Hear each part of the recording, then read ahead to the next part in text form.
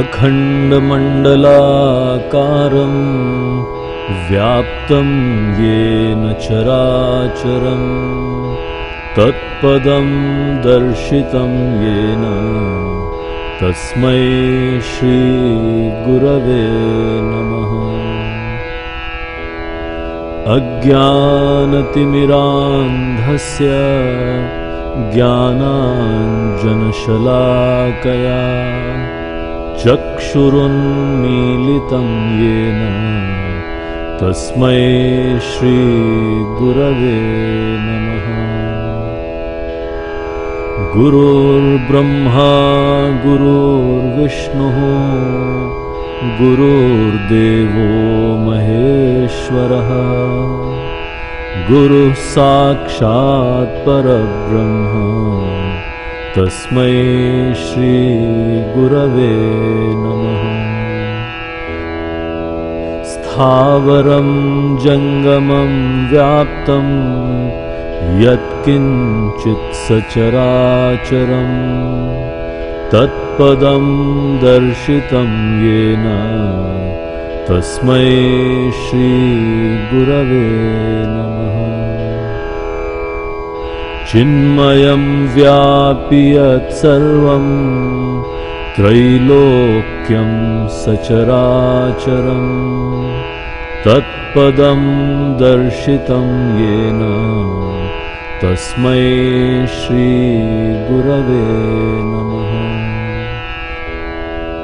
सर्वश्रुतिशिरोरत्न विराजितपदाम्बुजः वेदान्ताम्बुजसूर्यो यः तस्मै श्रीगुरवे नमः।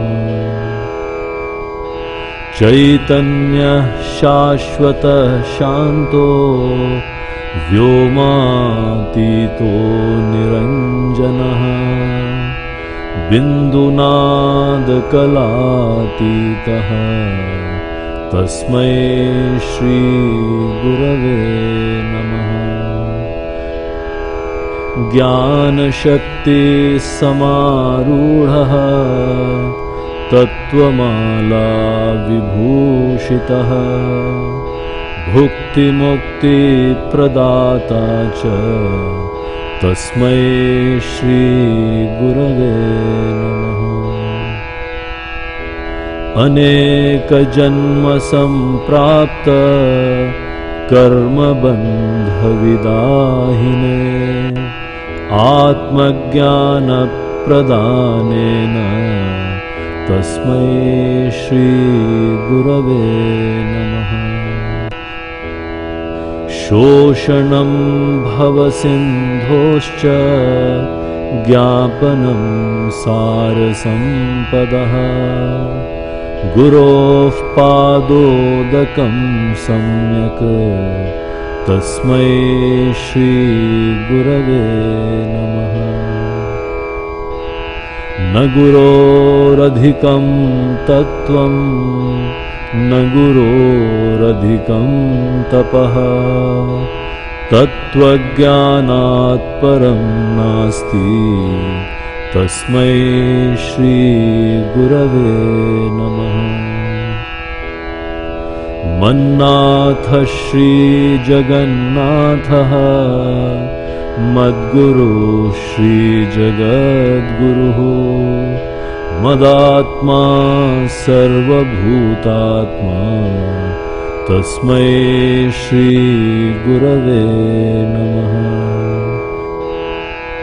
गुरुरादिरनादिश्च गुरुः परमदैवतं गुरोः परतरं नास्ति तस्मै श्रीगुरवे नमः। त्वमेव माता च पिता त्वमेव त्वमेव बन्धुश्च सखा त्वमेव त्वमेव विद्या द्रविणं त्वमेव त्वमेव सर्वं मम देवदेव त्वमेव सर्वं मम देव देव।